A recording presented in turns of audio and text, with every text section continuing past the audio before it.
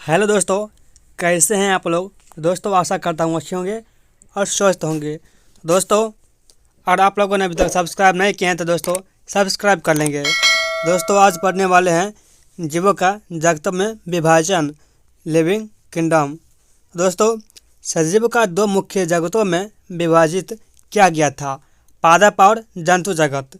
बाद में R.H.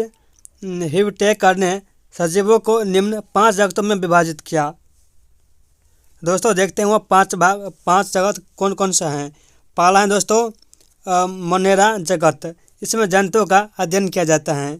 दूसरा है दोस्तों प्रोटिस्ट जगत, इसमें अमीबा, पैरामीशियम जैसे सजीवों का अध्ययन किया जाता है। तीसरा है दोस्तों कवक यानी कवक जगत, इस जगत में मशरूम, फफूंद जैसे सजीवों का अध्ययन किया जाता है। और दोस्तों चौथा है पादप जगत यानी फ्लोएम जगत में पौधों के विषय में पढ़ा जाता है।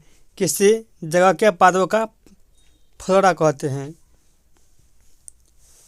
पांचवा है दोस्तों जंतु जगत, जिसे बोलते हैं दोस्तों फौना। इस जगत में जंतुओं के विषय में पढ़ा जाता है। किसी जगह के जंतुओं को फौना कहते हैं। उसके बाद देखते हैं दोस्तों क्या है मोनेरा जगत। तो दोस्तों एंटोनियन ल्यूवेनहॉक ने जीवाणुओं की खोज की थी, इसलिए इन्हें जीवाणुओं का विज्ञान जनक कहा जाता है। दोस्तों यहाँ से दोस्तों एक क्वेश्चन बनता है, एंटोनियन ल्यूवेनहॉक ने जीवाणुओं की खोज की थी।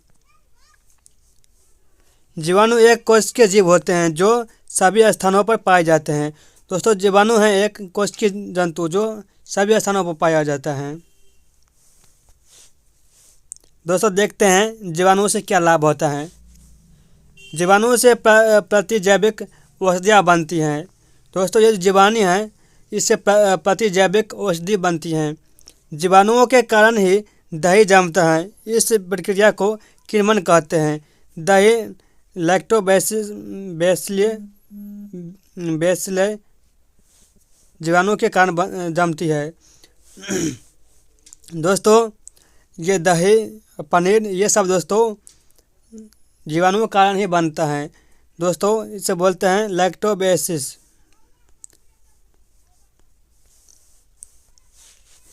जीवाणुओं के कारण ही पनीर बनता है, जीवाणुओं के कारण ही सिरका बनता है।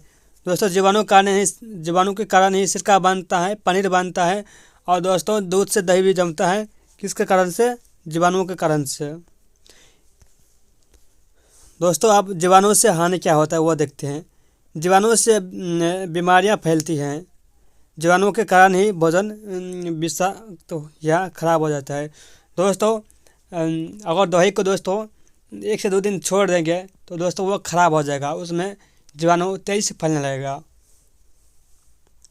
और दोस्तों देखते हैं जीवाणुओं से कैसे बचाव किया जा सकता है। जीवाणुओं से बचने के लिए खाद्य वस्तुओं को अचार या मुरब्बे के रूप में या उनमें नमक डालकर रखा जाता है। दोस्तों गांव सब में दोस्तों देखते होंगे ये जो आता है आम का, उसमें आम को अचार बना लेते हैं। नींबू का दोस्तों उसमें अचार बना लेते हैं। दोस्तों अचार बनाने से वह बहुत सारे कई सालों तक दोस्तों वो चलता रहता है, वो ख़राब नहीं होता है। जीवाणुओं से बचने के लिए चीज़ों को कोल्ड स्टोरेज में रखा जाता है। दोस्तों आप लोग देखोगे ये जो होता है कोल्ड स्टोरेज, जैसे मिठाई की दुकान पर रहता है, जैसे दोस्तों रसगुल्ला सब होता है ना, वो सब क्या करते हैं कोल्ड स्टोरेज में रख देता है, क्योंकि दोस्तों वो ख़राब नहीं होता। उसमें दोस्तों आसानी से 1 महीना 1.5 महीना चल जाता है। जीवाणुओं से बचने के लिए चीज़ों को गर्म करके रखा जाता है। प्रोटिस्टा जगत, इस जगत के जीव मुख्य रूप से जल में पाए जाते हैं। दोस्तों प्रोटिस्टा जगत जो है यह मुख्य रूप से जल में ही पाया जाता है। ये स्वपोषी एवं विषमपोषी दोनों होते हैं। दोस्तों ये स्वपोषी एवं विषमपोषी दोनों होता है। उदाहरण प्रोटोजोआ, अमेबा, पैरामीशियम आदि ये बीमारियां फैलाते हैं।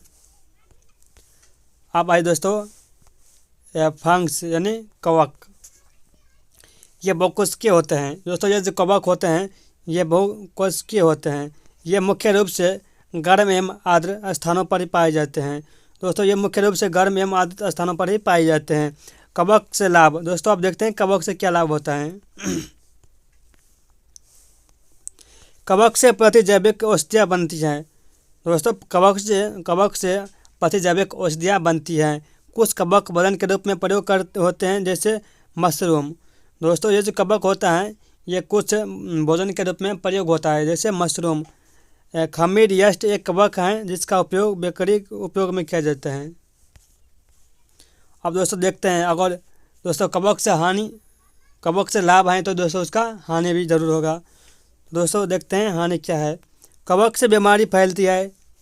कवक चीज़ों को खराब कर देते हैं। जीवाणु एवं कवकों को पृथ्वी का अपमार्जक कहते हैं, क्योंकि ये मरे हुए जीव जंतुओं को अपघटित करके पृथ्वी को साफ करने में मदद करता है। जैसे दोस्तों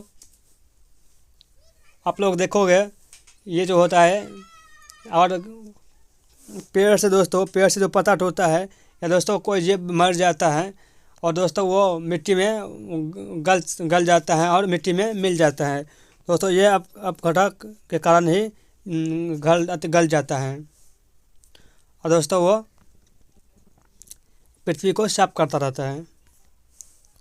अब दोस्तों लाइकेन शेक, जिसे बोलते हैं शेक, यह सहजीविता दो जीवों का एक साथ रहना एवं दोनों को परस्पर लाभ होना उदाहरण है।